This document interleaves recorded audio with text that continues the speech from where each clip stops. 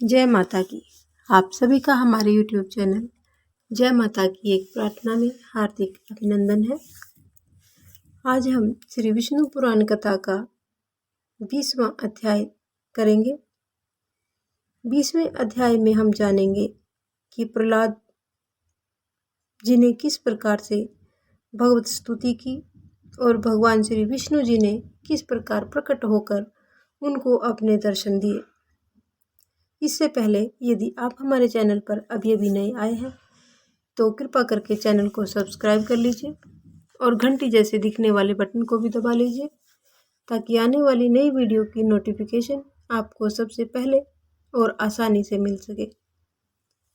तो शुरू करेंगे आज का अध्याय। अध्याय को शुरू करने से पहले प्रभु श्री हरि विष्णु जी का ध्यान करेंगे। श्रीमन नारायण नारायण नारायण भज मन नारायण नारायण नारायण श्रीमन नारायण नारायण नारायण। बोल श्री विष्णु भगवान की जय।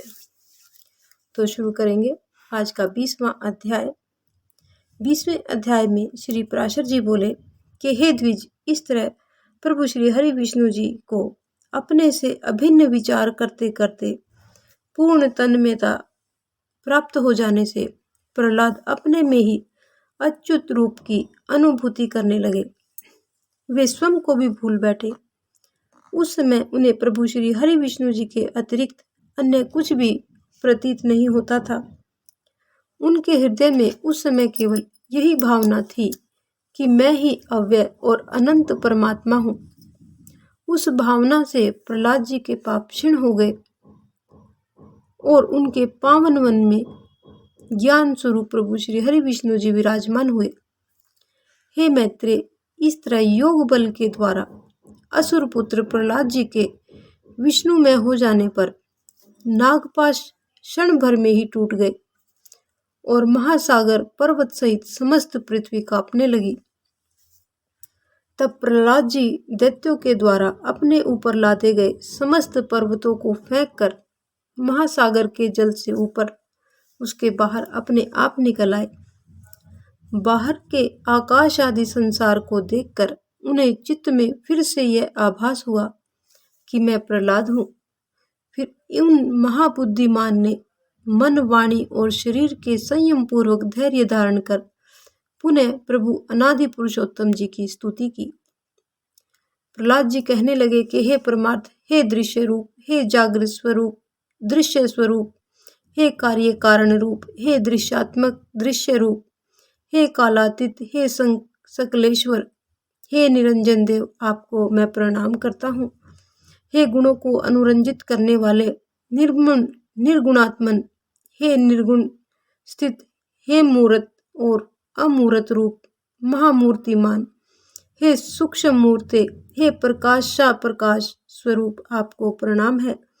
हे विकराल और सुंदर रूप, हे विद्या और अविद्या, अच्युत, कारण, कार्य कारण, जगत के उद्भव स्थान और जगत के पालनहार, हे नित्य अनित्य प्रपंच से दूर रहने वाले अनेकानेक रूपी ज्ञानियों में आश्रय स्वरूप, आपको मैं प्रणाम करता हूँ।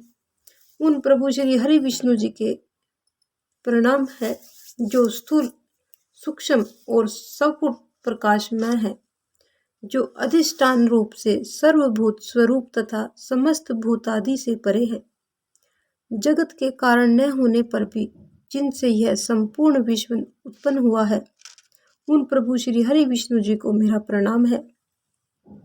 श्री पराशर जी बोले कि प्रहलाद जी के इस प्रकार लीन होकर स्तुति करने पर पीताम्बरधारी देवादिदेव प्रभु श्री हरि विष्णु जी प्रकट हो गए। उन्हें सहसा ही प्रकट हुआ देखकर प्रहलाद जी खड़े होकर बड़े ही प्रेम भाव से बोले कि हे प्रभु श्री हरि विष्णु जी, आपको मेरा प्रणाम है। ऐसा प्रहलाद जी बारंबार करने लगे। प्रहलाद जी बोले कि हे शरणागत दुखारी श्री हरि, आप प्रसन्न होइए, अपने पावन दर्शन द्वारा मुझको पावन करे। प्रभु श्री हरि विष्णु जी बोले कि हे प्रहलाद, मैं तेरी भक्ति से प्रसन्न हूँ, तुझे जो भी वर चाहिए मुझसे मांग ले।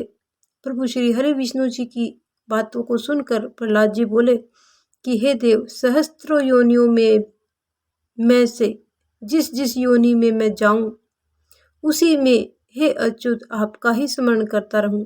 यानी मैं जिस भी योनि में जाऊं मैं आपका ही स्मरण करता रहूं।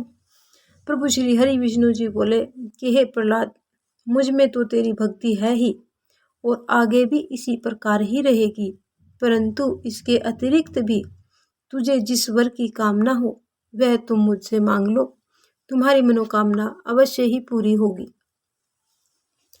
प्रहलाद जी आगे बोले कि हे प्रभु, आपकी स्तुति करने से मेरे पिताश्री के मन में मेरे प्रति जो द्वेष हुआ है, उनको उससे जो पाप लगा है वह सभी पाप नष्ट हो जाए।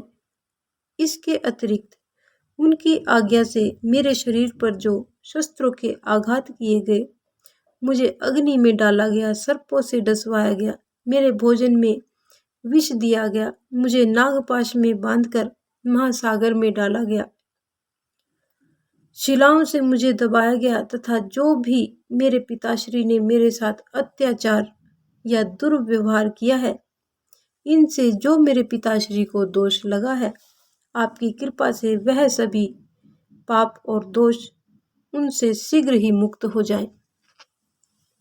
प्रभु श्री हरि विष्णु जी बोले कि हे प्रहलाद, मेरी कृपा से तुम्हारी समस्त मनोकामनाएं अवश्य ही पूर्ण होंगी। हे असुर कुमार, इसके अतिरिक्त मैं तुमको एक वर और देता हूँ, जो तुम्हारी इच्छा हो तुम मांग लो। प्रहलाद जी बोले कि हे प्रभु, मैं तो आपके दिए हुए इस वरदान को पाकर धन्य हो गया। आपकी कृपा से सदैव आप ही में मेरी अविचल भक्ति रहेगी। प्रभु श्री हरि विष्णु जी बोले कि हे प्रहलाद, मेरी भक्ति से युक्त तेरा मन जैसा निश्चल है, उसके कारण तू मेरी कृपा से विष्णु पद को प्राप्त करेगा। श्री पराशर जी आगे बोले कि हे मैत्रेय, ऐसा कहकर देवादिदेव प्रभु श्री हरि विष्णु जी वहां से अंतर्ध्यान हो गए और प्रहलाद जी भी वापिस महल में आकर अपने पिता के कक्ष में पहुंचकर उनके चरणों की वंदना करने लगे। तब पिता हिरण्यकशिपु ने जिस अपने पुत्र प्रहलाद को अनेक प्रकार से प्रताड़ित किया था, उस पुत्र का सिर सूंघ कर आंखों में आंसू भरकर बोले कि हे पुत्र, जीवित तो है। वह महान असुरराज अपने कृत्यों पर पछता कर फिर से प्रहलाद से प्रेम करने लगे। इसी तरह धर्मवान प्रहलाद जी भी अपने गुरु तथा माता पिता की सेवा शुश्रूषा करने लगे, यानी उनकी सेवा करने लगे। हे मैत्रेय, फिर नर सिंह रूपधारी प्रभु श्री हरि विष्णु जी के द्वारा अपने पिता हिरण्यकशिपु का वध किए जाने पर वे दैत्यों के राजा बने।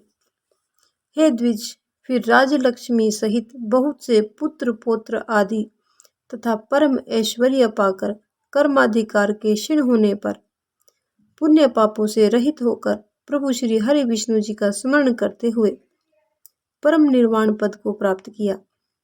हे मैत्रेय, जिनके संबंध में तुमने मुझसे पूछा था, वे परम भगवत भक्त प्रहलाद जी ऐसे प्रभावशाली हुए। प्रहलाद जी के इस चरित्र को भी जो प्राणी मन लगाकर भक्ति भाव के साथ सुनता है, उसके समस्त पाप शीघ्र ही नष्ट हो जाते हैं।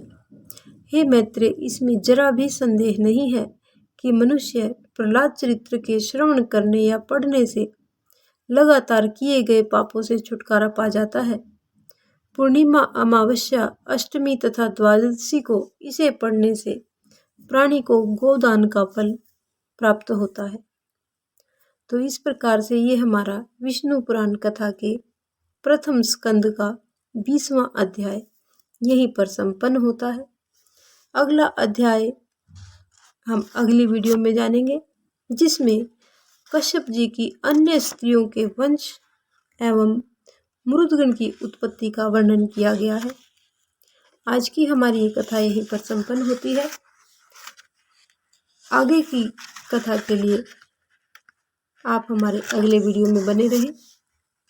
इस प्रकार की और भी अन्य धार्मिक रोचक कथा कहानियों को जानने सुनने के लिए हमारे चैनल को लाइक करें, सब्सक्राइब करें और अपने मित्रों और प्रियजनों में आगे भी शेयर करते रहें।